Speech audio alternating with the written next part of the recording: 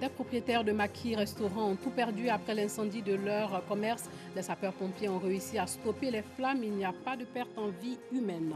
Au Burkina Faso, un lâcher expérimental de moustiques génétiquement modifiés envisagé prochainement pour lutter contre le paludisme. Des organisations de la société civile s'insurgent contre cette opération. Bonsoir et bienvenue dans le 19h. Cette maquis restaurant ravagée par le feu dans la nuit d'hier à aujourd'hui à San Pedro, la deuxième ville portuaire du pays. L'incendie a été circonscrit par les sapeurs-pompiers. Les flammes sont parties d'un de nombreux maquis qui bordent la voie du quartier Lac. Il n'y a pas de perte en vie humaine. Les faits avec Sam Kono. Cette dame est inconsolable. Elle a tout perdu dans cet incendie qui a ravagé son restaurant. Tout comme elle, plusieurs propriétaires de maquis, restaurants, habitations et magasins situés à la rue des Maquis au quartier Lac Pavé ont vu leurs biens partis en fumée.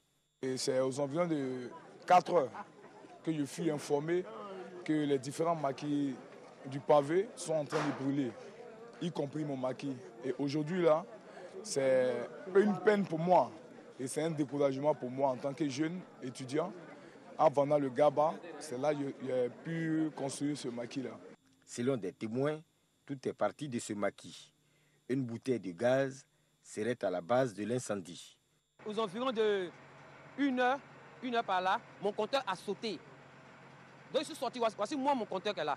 Ma niche est ici. Si venez automatiquement, j'ai allumé ma niche pour voir qu'est-ce qui se passe. En même temps, j'ai vu automatiquement, j'ai vu de la fumée. La fumée sortait fort. Donc j'ai mis mes oreilles vers le maquis, il y avait du bruit dans le maquis. Automatiquement, j'ai appelé les voisins qui étaient dans le maquis. Il y a des corps habillés qui passaient, je les ai arrêtés. On a commencé à appeler les numéros de la cabane. Ça, il y a les numéros aussi. On a appelé tous les numéros, ils ne décrochent pas. La gérante comme les protège, personne ne décrochait. On a commencé à appeler aussi les pompiers aux environs de 1 heure, beaucoup par là. Eux aussi, ils ne décrochaient pas. On a insisté quand 2 heures du matin. Pendant ce temps, en même temps, la flamme a commencé. Ça a commencé à sortir fort. En même temps, ça attaquait aussi la maison de derrière. Parce que la maison de derrière, il y avait du bois. Donc ça attaquait aussi la maison de derrière. Tous les gens qui dormaient ont commencé à sortir aussi, avec les bagages. Donc nous aussi, on protégeait aussi notre cou. On a commencé à verser de l'eau pendant que ça prenait le toit de notre maison.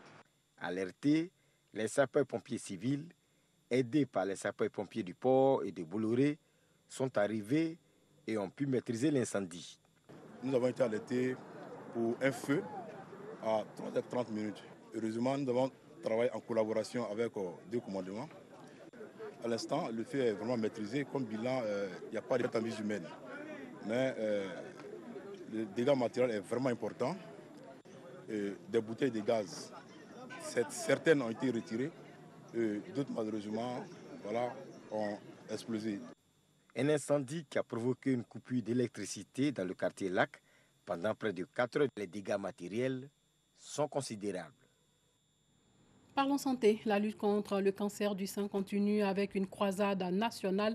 Plus de 1200 personnes meurent du cancer chaque année en Côte d'Ivoire.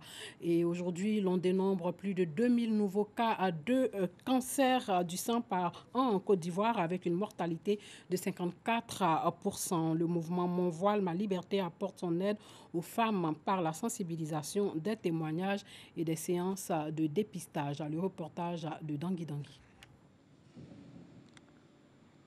Grande mosquée Salam du plateau, Karigatou n'est pas ici ce samedi matin pour prier. Elle est venue s'instruire sur le cancer du sein pour aider à le combattre. En 2015, moi j'ai perdu un être cher. J'ai perdu ma grande sœur qui malheureusement a été emportée par le cancer du sein. Elle ignorait au fait qu'elle vivait avec cette maladie. Et je pense qu'elle était à la phase terminale du cancer du sein lorsqu'elle a su qu'elle était atteinte d'un cancer. 2 mois après son opération, malheureusement, Dieu a décidé de la rappeler. Toutes les femmes, sans exception, nous devons nous lever, nous battre, lutter massivement, combattre ce tueur silencieux. C'est une lutte perpétuelle car nous sommes tous concernés. À l'initiative du mouvement Mon Voile, Ma Liberté, la première édition de la journée de sensibilisation et de lutte contre le cancer du sein arrive à point nommé selon les participantes.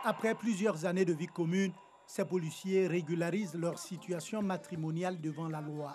Au nombre de 10, ils ont dit oui à celle qu'ils ont choisie devant le maire et les parents. Je l'ai connu à Toumoudi lors de son service et c'est là que tout a commencé. Donc ça me donne beaucoup de bonheur, beaucoup de joie. Ça prouve que mon époux m'aime énormément. C'est pourquoi je voudrais dire merci au Seigneur parce qu'il m'a honoré. Je voudrais lancer un appel à tous ceux qui n'ont pas encore franchi le pas, qui ne sont pas mariés, pour leur dire que le mariage c'est quelque chose qui est bon. C'est bon pour nous-mêmes, c'est bon pour nos familles. Initié par l'Association nationale des épouses de policiers de Côte d'Ivoire, le mariage collectif chez les policiers a pour objectif de les inciter à s'inscrire dans la dynamique du mariage. La vie professionnelle du policier en elle-même est une vie difficile. Nous savons quand est-ce qu'ils sortent, mais on ne sait pas l'heure ni la date de leur retour. C'est pour cette raison d'ailleurs que nous avons décidé de les motiver afin de se marier pour pouvoir assurer la sécurité de leur famille. Awa Kouyaté, épouse du directeur général de la police et par ailleurs marraine de la 4e édition du mariage collectif des policiers, a, dans son adresse, invité les nouveaux mariés à adopter un comportement responsable, de tolérance et de pardon mutuel. On ne vient pas dans un mariage faire un essai et puis partir. Le mariage, c'est pour la vie. Et quand on dit c'est pour la vie, on a toujours des hauts et des bas. Donc il faut se soutenir mutuellement, être présent l'un pour l'autre, voilà, pour la bonne continuité du foyer. Adama Ouattara, représentant le ministre de l'Intérieur et de la Sécurité, a exhorté les nouveaux mariés à s'approprier les conseils de leur marraine, car il y va du bien-être de leur union et de la survie de leur couple. Cette 4e édition du mariage collectif des policiers marque la fin du programme d'activité de l'année 2018 de l'Association nationale des épouses de policiers de Côte d'Ivoire. Créée en 2000, l'ANEP est une association qui vise à contribuer à l'épanouissement de la famille des policiers.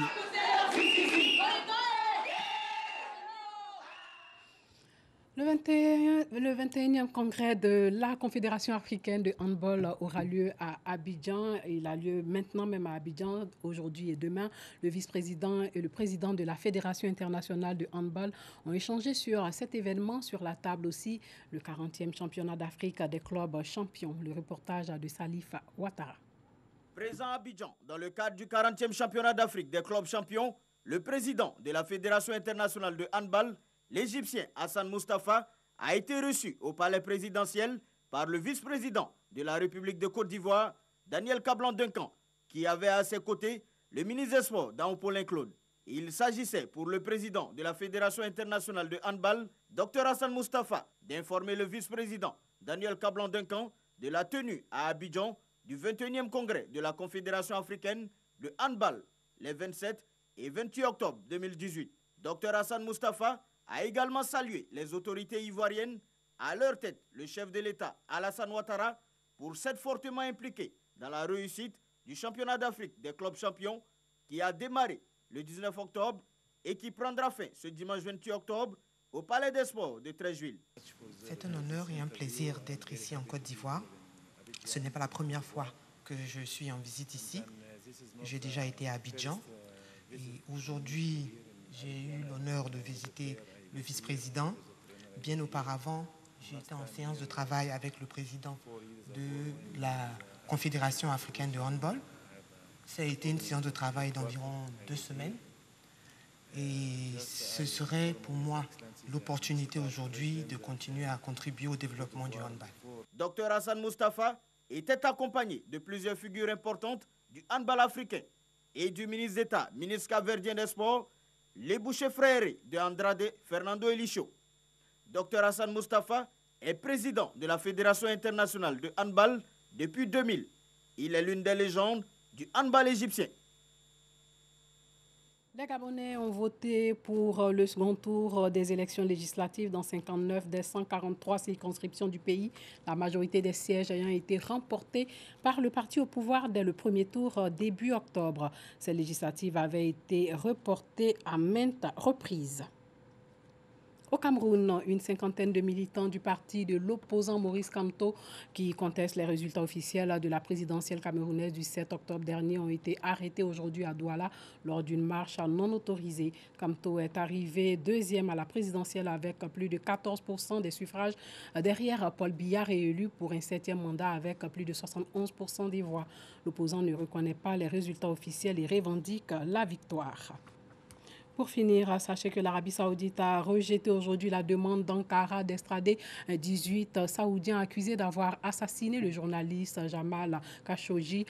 Washington aussi prévient Riyad de la crise qui pourrait déstabiliser le Proche-Orient. Journaliste saoudien critique du palais. Jamal Khashoggi, mort à 59 ans, vivait aux États-Unis depuis 2017 et collaborait avec Washington Post. Il a été tué le 2 octobre au consulat saoudien à Istanbul, c'est en Turquie. Voilà, c'est tout pour ce soir. Portez-vous bien.